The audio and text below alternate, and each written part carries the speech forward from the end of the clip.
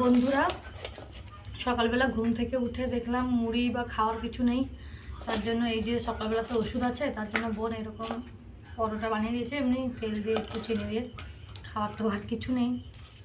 তুমি তো জানো আমার শরীরের অবস্থায় যে ছেলে আর আমি বসছি, এখন এগুলোই খাবো। হলুদ গন্ধ বলছে হলুদ গন্ধ। আমার বোন বানিয়ে দিয়েছে, আমি তো পারি না ময়দা মাখতে বা কিছু বানাতে, তো এখন একটু হেল্প করে দেবো।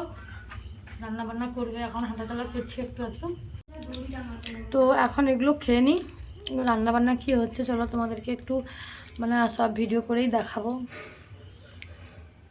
ওখানে তো লং ভিডিও দেওয়াই হয় না, ওখানে ওয়াচ টাইমও কিছুই হচ্ছে না, চ্যানেলটা গ্রোথও হচ্ছে না। তার জন্য একটু সব রকমের ভিডিও দিয়ে দেবো।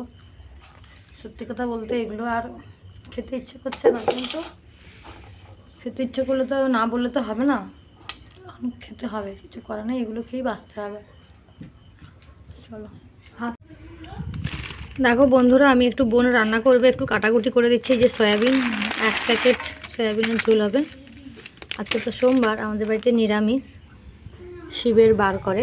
আর এই যে এটা কারা কারা জানো বলো, এটা কুলে শাক। দেখো নষ্ট হয়ে গেছে।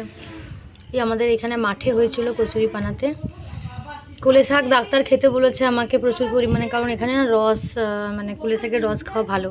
তো এটা তরকারি হবে, দেখেছো। আর সবজির অবস্থা দেখো, এই যে বেগুন পচে গেছে, একটু বাদ দিয়ে বাকি বেগুনের এই যে নষ্ট হয়ে গেছে।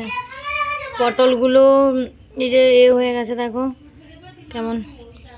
আর এই বুড়ো কাঁচকলা ছিল, এই সব সবজি আলু ভাজা হয়ে গেছে, মানে ওই সব যা ছিল আর কি ঘরে, পাকা পচা। এইগুলো দিয়ে কাঁচকলা আলু বেগুন দিয়ে কুলে শাকের চচ্চড়ি হবে। আর এই যে সয়াবিন দিয়ে আলু দিয়ে ঝোল হবে। এই রান্না আমি এখন বসছি, এগুলো কাটাকাটি করব। আর ওয়েদারটা দেখো কেমন, বৃষ্টি সারাদিন, রাত থেকে শুধু বৃষ্টি পড়ছে। এই যে এখন বঁটি টঁটি নিয়ে বসে গেছি কাটাকাটি করতে, এখন কাটাকাটি করব।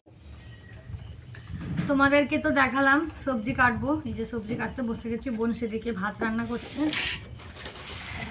এখন তো বর্ষার জন্য আমাদের বাড়িতে আটাও নেই, গম রেশন থেকে দিয়েছিল, সেই গমগুলো তো মানে শুকনো হচ্ছে না, প্রচুর বৃষ্টি হচ্ছে। তোমাদেরকে দেখালাম কেমন বৃষ্টি হচ্ছে। তার জন্য বেশি করে চাল নিয়ে সকালবেলা তো মুড়ি খাওয়ারও কিছু নেই, মানে সকালের জল খাবারের কিছু নেই। তার জন্য তাড়াতাড়ি বোন ভাত বসিয়ে দিয়েছে, এখন ভাত হবে। মানে এখন ভাতই খাবো আমরা, মানে বলতে পারো জল খাবারে ভাত খাবো। ওই একটা করে পরোটায় তো আর কিছু হয় না, তার জন্য এখন কিছু করার নেই, ওই খেয়ে আমাদেরকে চলতে হবে, তাই না।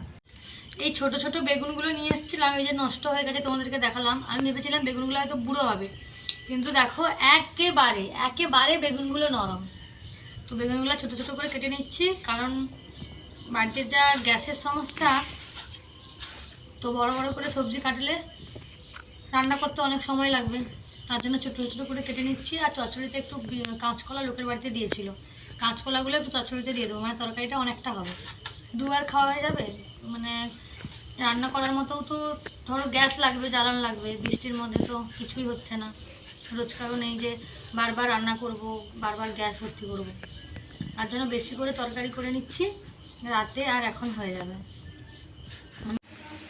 সবজি কাটতে কাটতে আমার তো হাত কেটে গেছিলো, আমি কিছুই করতে পারিনি। তারপরে বোন এই যে রান্না বসিয়েছে। এই যে দেখো এখানে এখানে হচ্ছে সয়াবিনের তরকারি, আর এই যে সব সবজি কেটেছে, শাক কেটেছে। আমি কিছুটা কেটেছিলাম, তারপরে আর কাটতে পারিনি। বোন রান্না করেছে, ও পুজো করতে গেছে, আমাকে বললো একটু দেখতে, মানে যদি পুড়ে টুড়ে যায়। আর দেখো এই যে হাত কেটেছে, প্রচুর পরিমাণে যন্ত্রণা হচ্ছে, কিছুই করতে পারিনি। তার জন্য ভাবলাম আমি একটু নেড়ে দিই।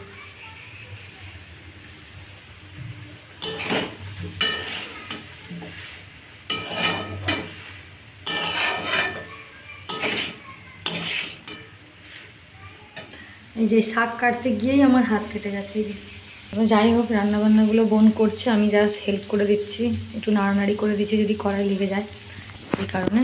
এখানে আমি জল দিয়ে দিলাম, একটু ঝোল ঝোল হবে। আর আমার সয়াবিন কষা খেতে ভীষণই ভালো লাগে। দেখো এই যে সয়াবিন কষা আমি বের করে রেখেছি বোনের জন্য, আমার জন্য, মাও খাবে। এখন একটু ঢাকা দিয়ে দেবো, কারণ আলু তো সেদ্ধ হয়ে গেছে, সয়াবিনও সেদ্ধ হয়ে গেছে। আর বোন আসুক, তরকারি নামাবে, তারপরে আবার এই তরকারিটা করবে।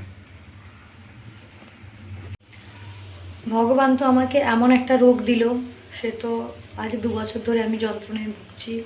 তারপরেও যখন আমি কোনো কিছু একটা কাজ করার চেষ্টা করি, বাইরের লোককে একটু হেল্প হবে, কত আর তারা একা একা করবে, তখনই আমার এই রকম অবস্থা হয়ে যায়।